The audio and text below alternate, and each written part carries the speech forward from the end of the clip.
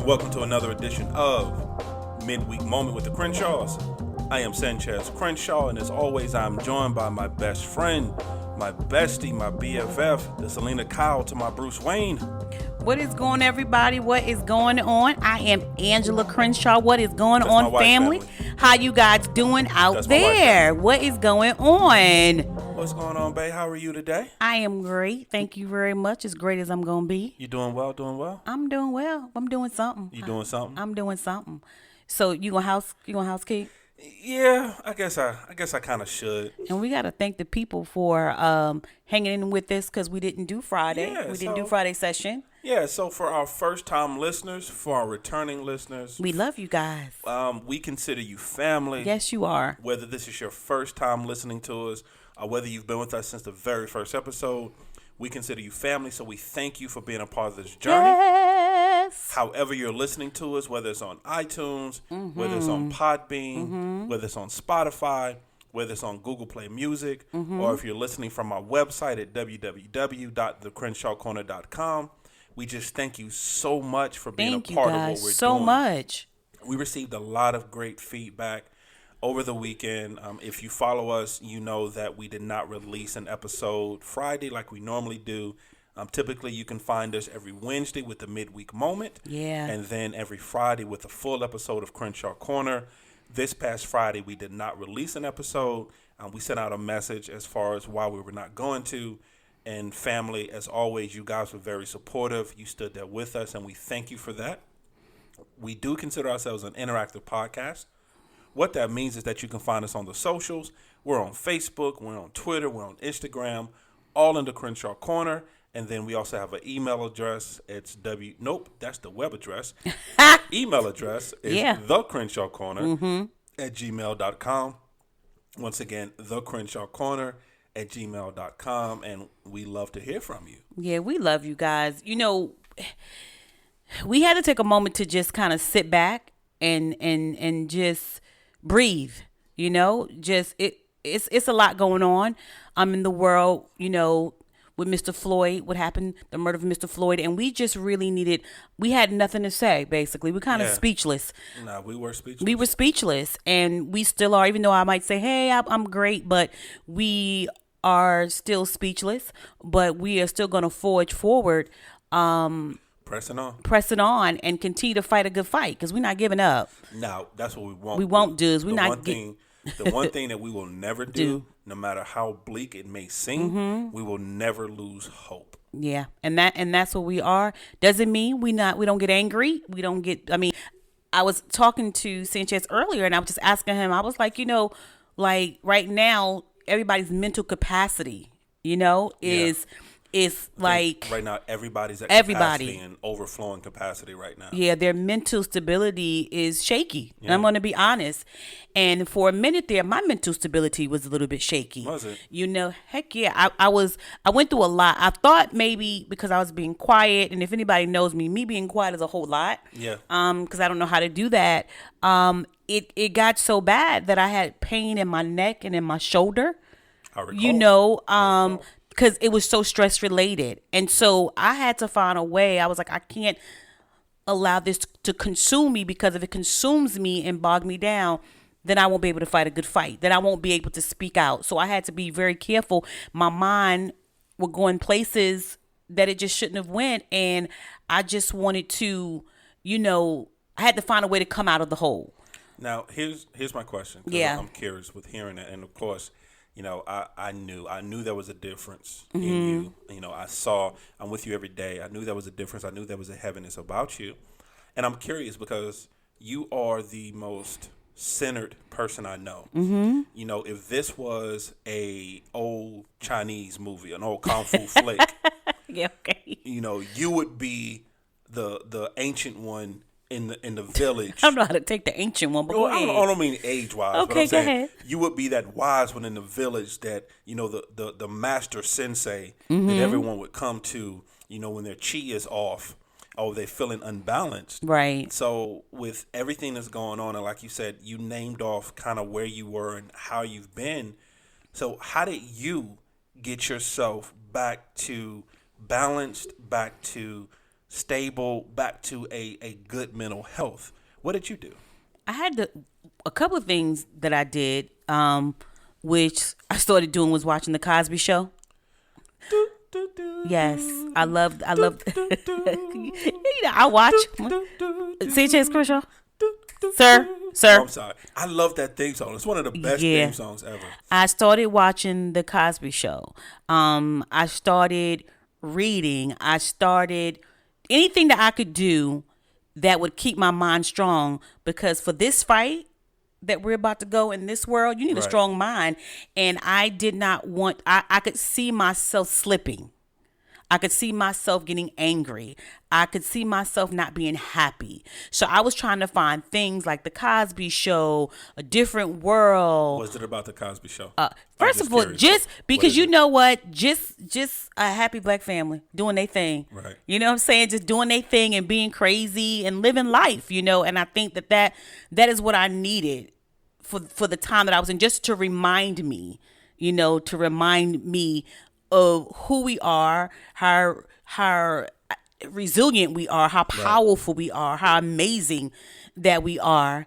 And also, because even on that show, it was diverse. Very diverse. It was very diverse. So all kind of friendships all over the world, to remind me also to not to be so, you know, not everybody, not to just be so angry and so tight, you know. And so I watched that, and then, like I said, A Different World, just anything crazy, just so I wouldn't feel so heavy. You know, the one thing I loved about the Cosby Show is that, yes, it was based off of black culture, but it was a cultural show. Yeah, it was a cultural show. The Cosby Show took time to teach you different cultures. Yeah. Teach you, to be honest, anyone who knows me knows I have a love for jazz music. I love Miles Davis. I love John Coltrane. I love jazz. Right. I love Grover Washington Jr.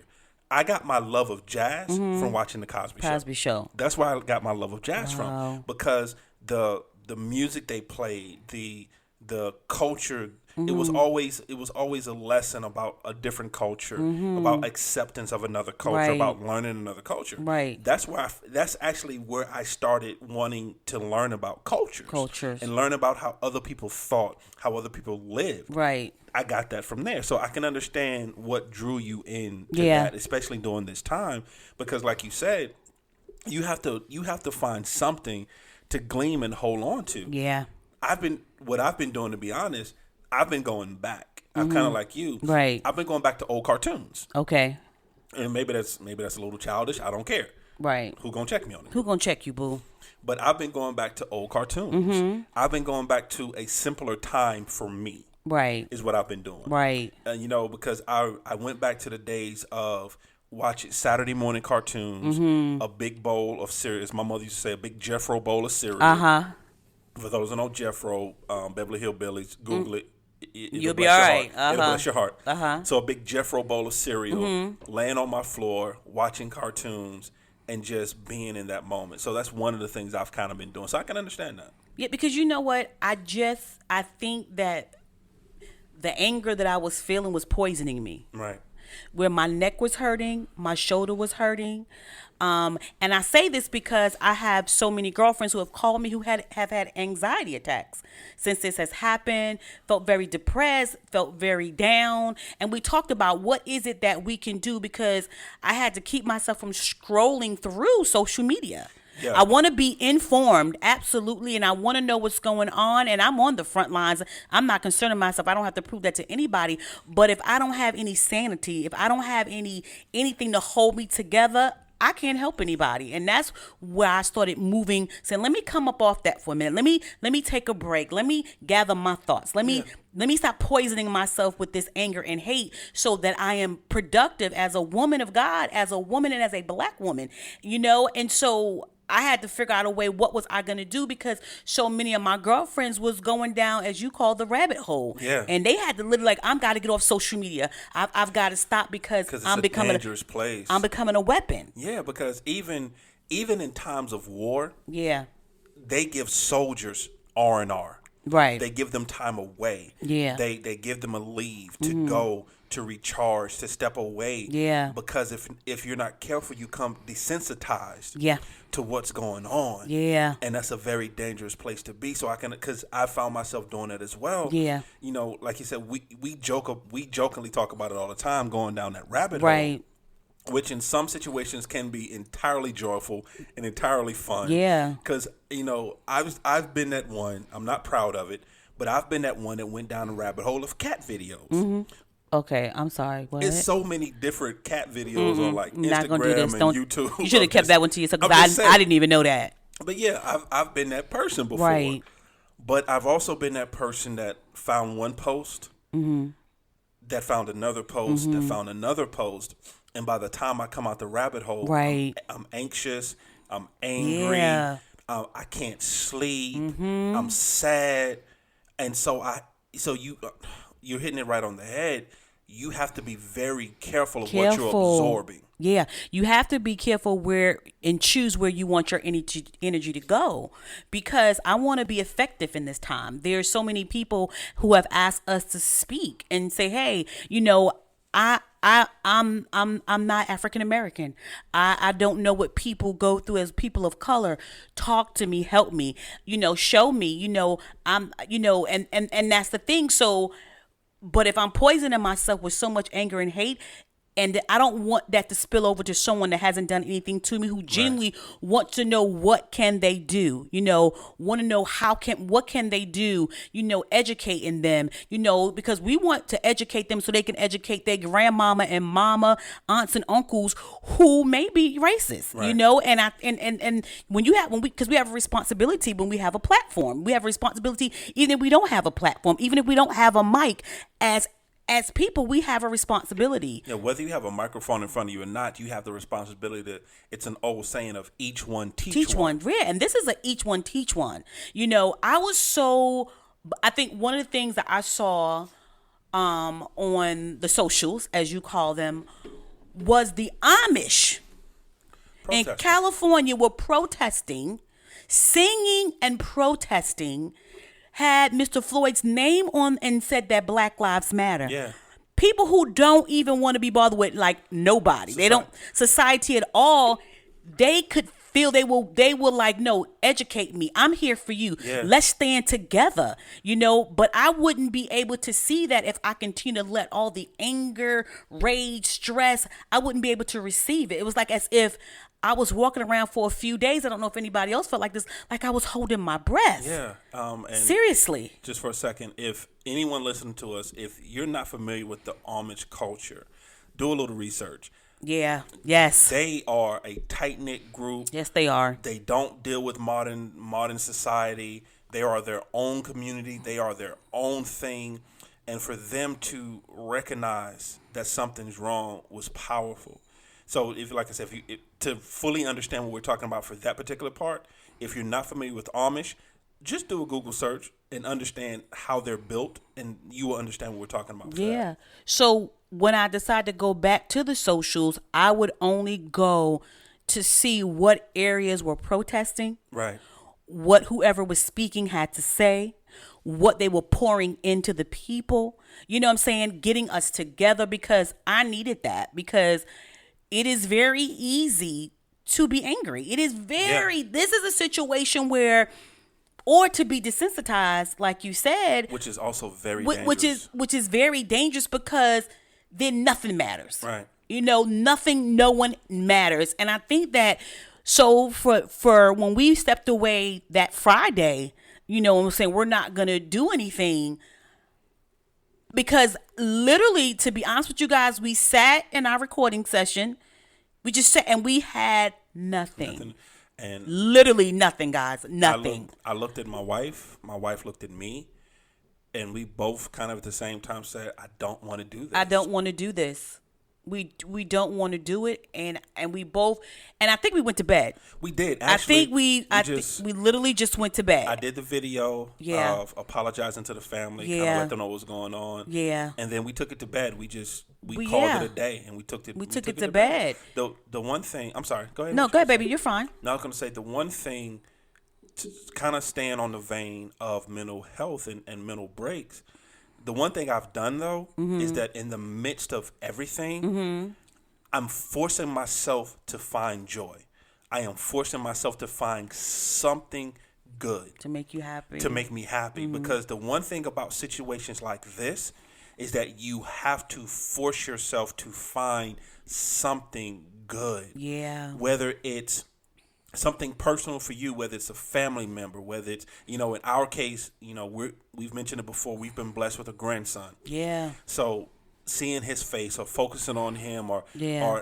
talking to his parents about how he's doing, what's his development. Yeah. Doing that. I personally, my wife and I both, we have he's the face on our phone. Yeah, he is. So when you unlock our phone, the first thing we see is his face. Yeah. And so I focus on him. I focus on that. I focus on what you mentioned before is that, in the midst of all of this, we've had some Caucasian people that we know, that we've known for years that we love, to reach out to us and say, we want to have a conversation. Yeah. We want to better understand. I don't fully grasp what's going on because I've never personally experienced it. Right. And I want to know. I want to know what you go through. I want to understand what it's like being a black person in America. And to be honest, I'm going to be honest, this is our therapy session. When we first started getting those phone calls, we felt some kind of way about it. Like, why are they calling us? Like, this is not the time. Yeah, this is not the time. this is not the time for your white guilt, and this is not the time for me to be the person to absolve you of your white guilt. Right. Because I had allowed social media and what I was seeing to taint me from what was going on. What was going on? Yeah. But once again, my bestie, my best friend, my Selena Kyle, she said, "Bae, stop for a minute. Don't respond. I need you to just think, to stop and really look at the message." And when I did that, and when I looked at it from a different lens, I realized, no, this is a good thing. Yeah. This is someone who cared enough about me. Right. Who cared enough about what I go through as a person, wanting to sit down and fully understand, to see, to have a conversation, to see what they can do.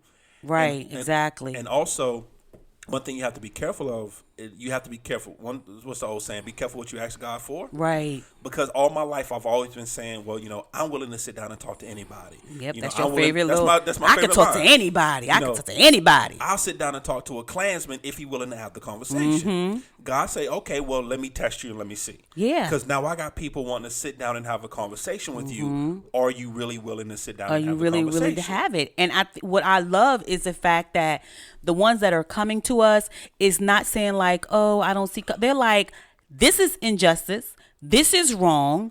I see it all the time.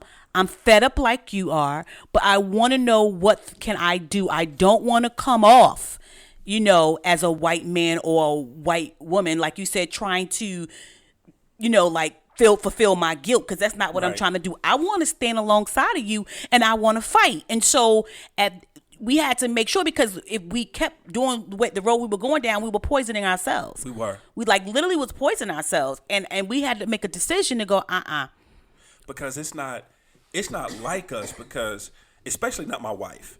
And once again, let you guys behind the curtain. My wife and I, in a lot of ways, are polar opposites. Where my wife is a social butterfly. She wants to be on the go. She wants to be involved in things. She wants to, run. To her, running errands is spending time is fun. It's amazing. We've had that conversation on the previous podcast.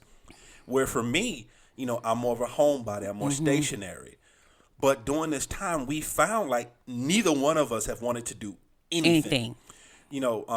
My wife does her professional thing. She logs on at 8 o'clock in the morning. She does her job, logs off at 5, and we find ourselves just sitting there, really not even talking to each other, just sitting there, and then calling it a day, maybe eat dinner or something, and then calling it a day. And that's not our personalities, especially not my wife. That's not my wife's personality. It's not. Or the fact of just having the tenseness of him just wanting to go to Harris Teeter. Normally, he just go to Harris Teeter. But at this season, him going to Harris Teeter is a whole, I try to figure everything he said on the list. I say, we don't need it. Yeah. We don't need that, because I just don't even want him to go outdoors, and we can't live like that. I can't. Yeah, I can't be a prisoner in my own home. I can't. And actually with that, what I found out is that I wasn't a prisoner in my home. I was a prisoner in my mind. Right, exactly. And that's the part that scared me the most. Yeah. Because I started becoming a prisoner of my own thoughts, a prisoner of my own mind. Because, yes, everything is crazy. Yes, there's a lot going on. Not undercutting, undermining. First of all, I tell everybody, I am a 6'4", 294-pound black man in America. I don't have the luxury to not pay attention to what's going on. You sure do not. I do not have the luxury of pretending like it's not happening. I do not have the luxury of negating what's going on. But what I can do is choose how I process it. Yeah. And I think that's the biggest thing when it comes to, and we're talking about mental health, is that you have to choose how to process it. Yeah. Because what I can't do, I can't take their anger and I can't take their hate and make it my anger and my hate. Because at that point, they win. And I'm too competitive to allow anybody to get over on me. We're like not that. gonna let the enemy win. Yeah. That's not what we're going to do. We're gonna fight a good fight. We're going to help. We're going to protest. We're going to do all of that, but we're not going to spew anger because then they win. And but the crazy part is they don't win anything. Our body, because just from that alone, I need you to understand, guys, what stress and hatred will do to you. Because just from that time alone, my literally my neck and my shoulders just started hurting. Yeah. Like, I couldn't turn it. You couldn't move your neck for a while. And he kept going, baby, I think that's stress. I'm like, no, I think maybe I got an ear infection. Went to the doctor, did everything now, guys. Went to the doctor this morning, 7:45. I'm serious about it, but I was allowing this to to consume me, basically. Yeah. And again, like you said, in my mind, because the thing is to have mental stability. Having mental stability and pulling back the reins does not mean you're not fighting a good fight. Does not mean you don't need to protest. I want us to do absolutely all of that, but do not lose your mental capacity. Yeah. Don't let it consume you where it paralyzes you. Don't lose your sanity. Yeah. Through all this. Yeah, through all of this, because that's what the enemy wants. Yeah, he wants you to lose your sanity. Lose your mind. He wants you to become unproductive. He wants you to become ineffective. Yeah. And understanding that losing your sanity throughout all this makes you ineffective. Yeah. And that's the ultimate goal. You know what did it for me? What was it? What gave me a little kick in the caboose and helped me. In the caboose? Yeah, kick in the caboose. Okay, great. To help me understand, okay, I have to be doing this differently. Right. So, and I've talked about this gentleman before in my life. So I have this one person that is closer to me than my wife, and it's my cousin. Who's like a brother to me. Junior. Munchie. He hates when I call him Munchie. I would too, and I'm a grown. He a grown, behind and he another 6'5", 6'4", big dude. So 6'5", who is calling him Munchie? But carry on. He's Munchie. And so we've been having an ongoing conversation for 41 years. The conversation never stops. So he sends me things, sends me videos. We talk all the time. So he sent me this video to watch. Mm-hmm. And it was a clip from the Breakfast Brothers morning show. Mm-hmm. So if you're not familiar, Breakfast Brothers morning show, Charlamagne the God, DJ Envy, Angela Yee, they do a morning show out of New York. It's kind of more hip hop culture, black culture, but really good show. They do really good work. Their guest on the show was Rush Limbaugh. Oh, Lord. Now, for anyone who's not familiar with Rush Limbaugh, the easiest way to describe him is that he's never really been pro-black throughout his career. I personally have listened to Rush Limbaugh for years. I have actually enjoyed listening to Rush Limbaugh. It's not that I agree with his politics. It's not that I agree with his beliefs. But I always like knowing how other people think. Yeah. I'm a huge believer in knowing how people think. You had better understand them. Yeah, know your enemy. Yeah, know your enemy. Know your enemy. The art of war. Yes, know your enemy. Know your enemy. And so he's always been, he's pro-Bush, pro-Trump. He love it all. Yeah, he love it all. He love it all. He love it all. Pro-white privilege. He loves it all. And he came on a black show. Especially with Charlamagne the God. With Charlamagne. What in the world? With Charlamagne out of Moncks Corner, South Carolina. Come on, somebody. And he had a conversation with them. And the first thing he said was, I am disgusted by what happened to George Floyd. He said, I am disgusted by the murder and what happened to him. And he said that it's time for a change. It's time for America to truly be the great nation idealistically that it said it always has been. Because understanding, America the Great has always been two separate things. It's been idealistically what it wants to be, and then what it really is. The reality. The reality of it. But what it can be is the ideals of what it was based on. And he was saying that now is the time for black men, white men, everybody who considers themselves an American to come together to work towards the idea of what America can be, which struck me, because my thing is, if someone like Rush Limbaugh, who has spent his entire career catering to the white privilege, to whether he wants to admit it or not, the white supremacist, the white power who's spent his entire career catering to things like that, if he can see that it's time for a change, there has to be, am I making sense? You making sense. So why can't my neighbor? Exactly. Why can't the guy next door? Why can't, it's one of those things that, again, goes back to each one teach one. There has to be some real conversation, and there has to be some change of hearts. This is disease. This is a heart disease. It's a heart disease. And it has to be, this Sunday, Pastor Furtick and Pastor John Gray did a sermon together, which was, guys, if you have a chance, go on Relentless or go to Elevation, which one you choose, and watch that.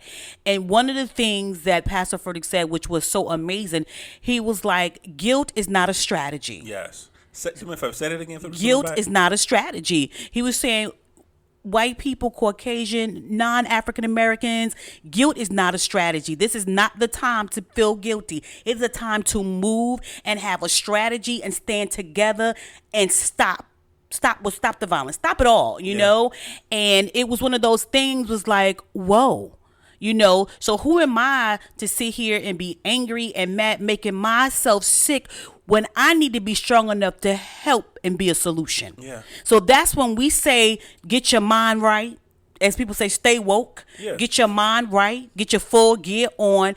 And don't let this hatred and this anger consume you. Use the energy. Choose where you want to use your energy. Because you're going to have to be one of those people that somebody's going to come to have a conversation. Yeah. And you can't go in being the stereotype. Right. You can't go in being the negative projection of what they already think a black person may be. Well, let me say, you can go in if you want to. That's your choice. However, is it beneficial? I like that. Right? Is it beneficial? Will you be able to convey your message? Because there's one thing that you always tell me when I'm talking fast because I'm so mad. You be like, babe, but nobody's going to receive that. You tell me, baby, ain't nobody, you coming, you going in hot, baby. Ain't nobody receiving that. But this is the time to listen to one another. And I mean, really listen, babe, to one another. You know what I'm saying? Yeah. This is the time that if you have because what you want to do is have that person. Because one thing Pastor John Gray said, he was like, okay, an African-American guy dates a white girl and they go home together. And the immediate family, the mother and the father's cool with it. Right. But he said, but how about your grandmother and the grandfather? How about your uncles? And your uncles and the cousins? Because, see, this is a whole generational thing. This is just not one thing. And so to educate one and change their mind, they have the capability to go home into their families and change their mind. Yeah. Because this is what it's going to take. This is a 22-year-old college student, born of privilege, having to go home. And when I say born of privilege, I'm not even talking about financial. That's right. Having to go home and sit down with his 68-year-old grandfather and have a conversation with him on why his beliefs are improper. Or the jokes that they make around him. I don't think that's good. There's a time to speak out, Yeah. Like, Granddaddy, I don't think that's a cool joke. I don't think that's funny. Yeah, because That's wrong. That's hurtful. Yeah, because understanding, and we said this a little earlier, you don't have to have a microphone to affect change. You don't have to have a podcast or a radio station or music or be a celebrity or whatever it is. You don't need any of that to affect change. Having the conversation with your family member, That's right, that you know, and this goes both ways. Yeah, it does go both ways. Because right now the conversation we're having is a conversation we're having not only to the white community, but to the black community as well. When you know that you're teaching hate, on whatever that looks like, for you and your family. For you and your family. It doesn't have to be that you're teaching hate against a color, but if you're teaching hate in anything, we need to start having different conversations. Yeah, we have to.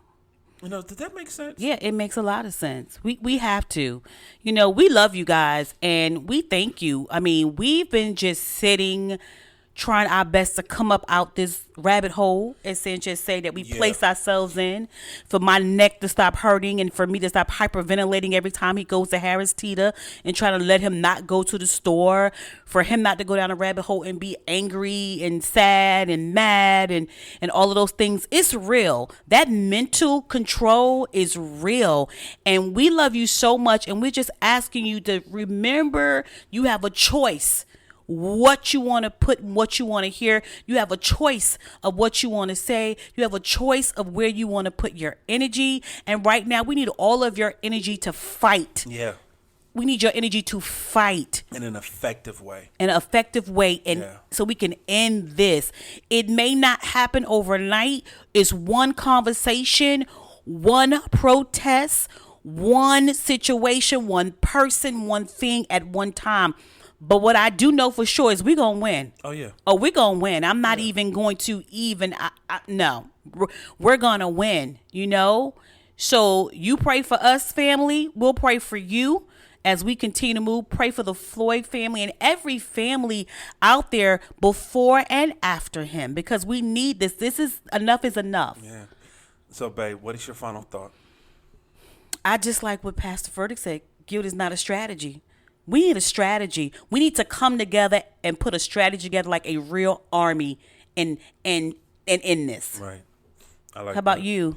My final thought is that don't imprison yourself. That's my final thought. Be careful on what thoughts you hold on to. Yeah. You have to understand that the brain is a human sponge. It absorbs information at a rapid rate.